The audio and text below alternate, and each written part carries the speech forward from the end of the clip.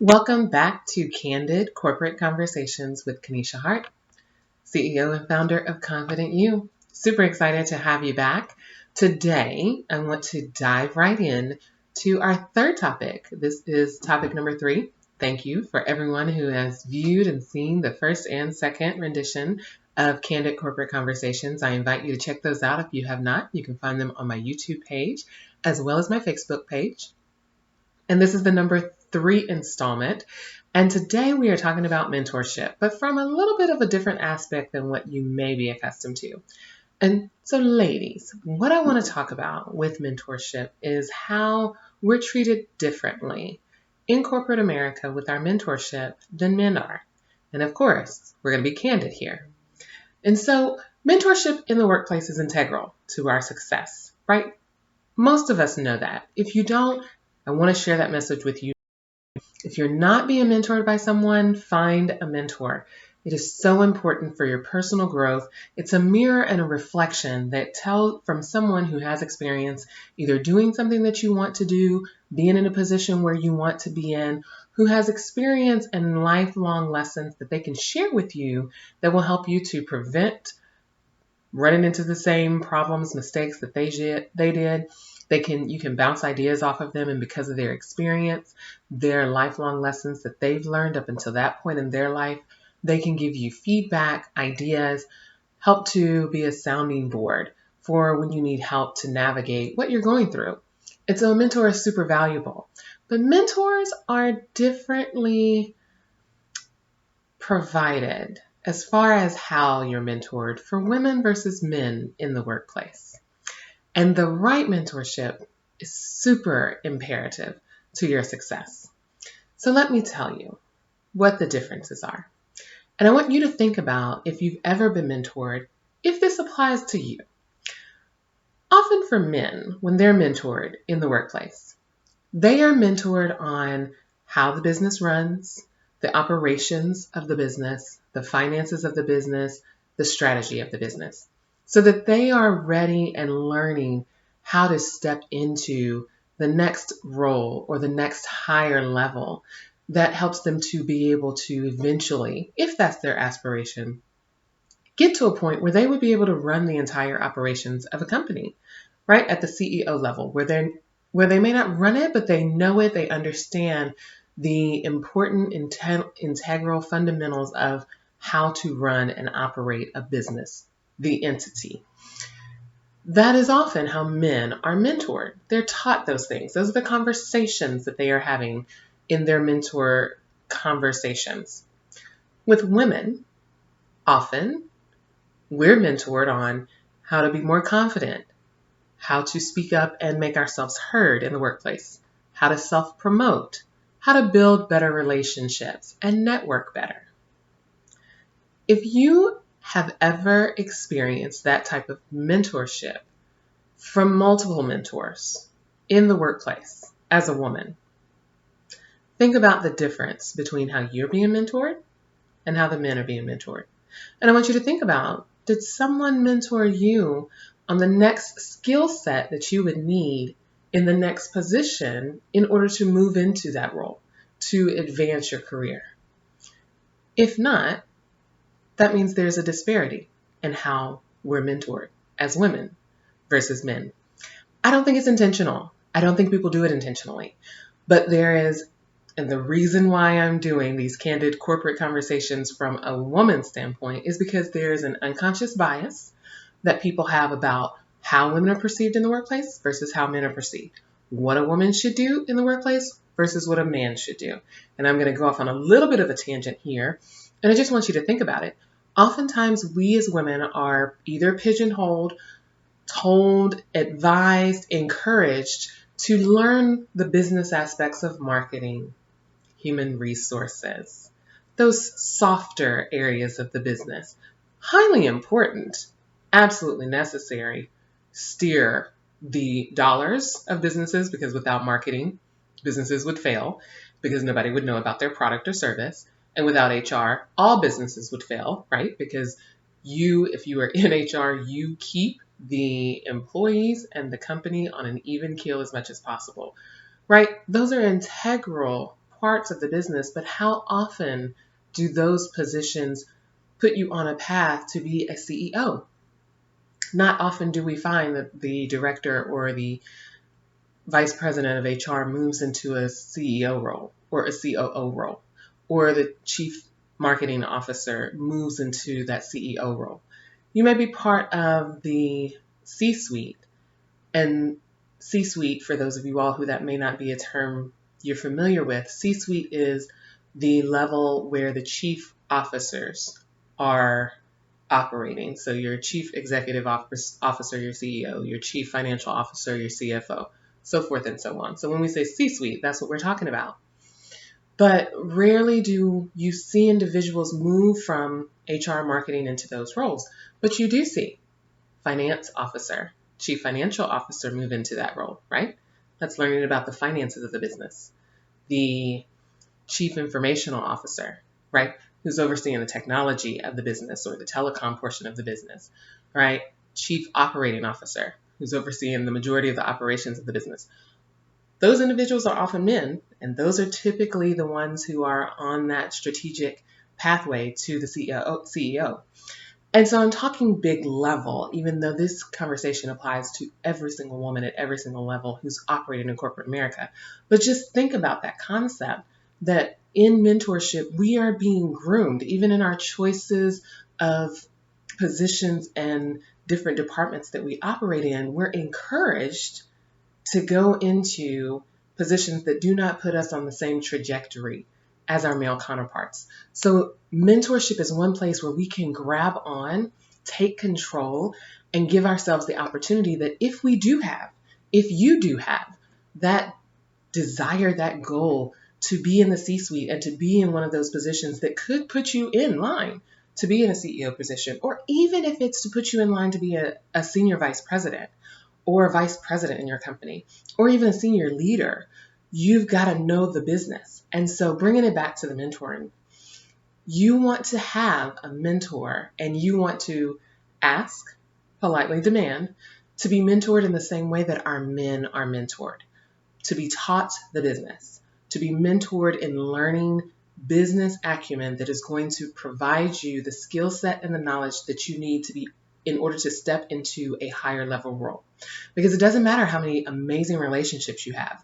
You can have all the relationships that you need in order to get the next position, right? We know it's about who you know. But if you don't know how to do the role, either you're not going to be able to get there because you can't speak to the skill set that you have to have or the knowledge that you have to have in order to show the person you're interviewing with, I understand this aspect of the business, and so I can do it. So either you won't be able to do that and won't be able to get there, or you'll get there and then struggle or fail because you don't have that knowledge. Now, every single one of you can learn anything you put your mind to, but let's make the path easier from the get-go by starting early to get the information about how to run a business through our mentors. So I'm going to give you 2 quick things that I want you to do as you're seeking out a mentor and looking for mentorship that puts us on the level playing field of what our male counterparts are getting. So first and foremost, I want you to write down what you want out of your mentor relationship, the mentorship that you're going to either establish or you already have. I want you to write it down. It's just like a goal. We have to write it down. We have to make it plain. And so you may need that mentorship on being confident. You may need that mentorship on how to build successful relationships, network, self-promote. If you do, absolutely. Work with your mentor, seek your mentor's guidance for that. But in addition to that, I want you to write down one area of the business that you know anything about, that you want to learn, that is going to put you in a position to have more opportunity available to you to step into a different role than what you are currently in. Or it may not be the next role, but to give you the option, to give you the learning and the knowledge that you say, after the next role, I will have options. I will be introduced to information that allows me more availability to choose from where I want to go next, because I know something about the business. I know a different part of the business than what I have been working in for the last year, 2 years, 5 years, 10 years. Excuse me, I think I need to sneeze. Hopefully it won't come out. But that's what I want you to do first. Write down one area of the business you want to learn. That's step one. Step two, I want you to talk to your manager. I want you to go to your manager. I want you to ask them who can provide you with mentorship that they know in that particular area of the business that you wrote down that you want to learn. Let them help you. Let them connect you to who that may be. If you've got a great manager, I'm sure they will be happy to do that. If you don't have that relationship with your manager, and that's okay, then ask your colleagues or ask your team members or ask your friends who may work in other departments in your company. Who do you know that knows how to do this well? So let's just say, for example, we're talking about strategic initiatives, being able to plan out and execute on strategic initiatives for the company. And that could be in a variety of departments, but we'll just start there. Ask your colleagues, ask your friends. If you have a good relationship with your manager, ask your manager, who in the business does this? Where is this most often found? And who is the one or two people who this is what they do? Once you get that name, ask them for a 15-minute meeting. So you connect with them. Now, if your manager is doing it, let them connect you. But if the manager is not an option, you're doing this based on a name that you get from your colleagues or your team members or friends in the building. Right now, it's not in the building that you work with, but ask them for that name and then reach out to that person on email and say, I was referred to you because you have a stellar reputation in strategic initiatives and in executing those within our business. And that's something that I'm interested in learning about. I was wondering if I could borrow 15 minutes of your time to understand exactly what you do and how I might learn more about it. Most people are going to say yes to that because one, it's short, 15 minutes, that's it. And two, people love to help. So then what you're going to do is you're going to go into that meeting prepared with questions, specific 2 to 3 questions of, please tell me a little bit about what it is exactly that you do. Tell me how you got here, what track you took to get here. And 3, any suggestions they have for you to be able to help you add that skill to your toolkit. Okay, so that's 3 things. 1, what exactly do you do? 2, what track did you take to get where you are? And 3, do you have any suggestions for me on how I can add this skill, your skill, to my toolkit to at least start working on that? That's what you're going to ask them in that 15 minutes because that's all you have time for and you want to be respectful of their time. Once you do that and have that conversation with them, sometimes they'll offer to actually help you with the third one, to help you get your skill set started in learning that area so that you could add that skill to your toolkit. When they do that, don't ask them to be your mentor immediately, but as you start to have conversations with them, you follow up with them, and you will have to do the initiating and following up. You will be able to then build a relationship and you will be able to ask them to mentor you eventually. After another 5-6 conversations, for example, it may take more, it may take a little less, but fill that out. But that may be your mentor that you're able to find that way. Sometimes they'll answer your questions and then move on. There won't be an offer at the end. So then what you do is you go back to your desk and either that same day or the next day, again, I say back to your desk, you get off the phone or the conference call at your computer at home, as we are in our shelter in place right now, and you send them an email and you say to them, thank you so much for your time. It was really valuable and really helped me learn. May I ask you one more thing? Who might you recommend that would be willing to allow me to shadow them, to learn from them more about how to execute strategic initiatives, how to develop strategic initiatives? Ask the person you just spoke with for a referral. Either that will tip them off, that they will offer and say, absolutely, yes, I'd love to help you with that. Or they'll recommend someone who's great that you then will repeat the process you just did with them to an extent. Now you're going to reach out to that person. You're going to reference the person who referred them to you and say, Marcus told me that you're an amazing person with strategic initiatives and I could learn a lot from you. I'm interested in learning about this and was wondering if you have 15 minutes that I could borrow of your time to learn a little bit more about what you do and to ask you some questions about how I can learn about it too. Then again, you take 15 minutes, you meet with them, and then at the end of that, you can ask them, can you help me to add this skill to my toolkit? And very often, they will be willing to do just that. And then you can again cultivate that relationship from there into a mentorship.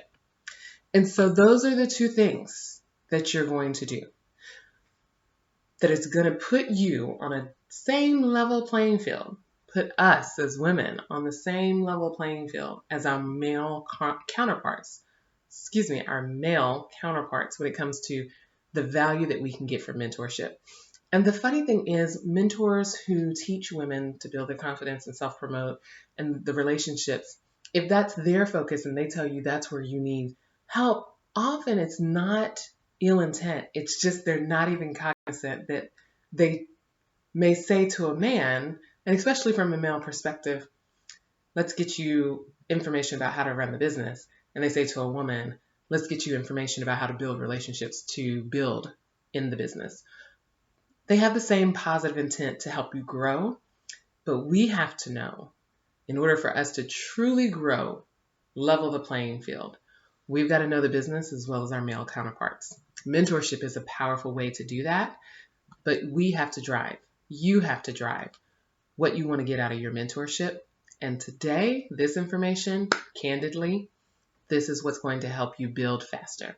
So the important takeaway, get mentorship on the business aspect where you need to learn and want to learn. It's going to help you learn more about how to operate the business. That's the path that's going to open up your options to level the playing field with the men that we are competing with. I hope you enjoyed our third installment of Candid Corporate Conversations. Stay tuned. We'll have our next session next week. And if you have any suggestions on what you'd like me to cover and talk about, please send them to me. Drop them in the comments below my Facebook or in the comments below this video. And we will definitely have a sit-down, candid corporate conversation to help us improve our stance in the workplace. Have an amazing afternoon, evening, morning, whenever you're watching this. I'll see you next time.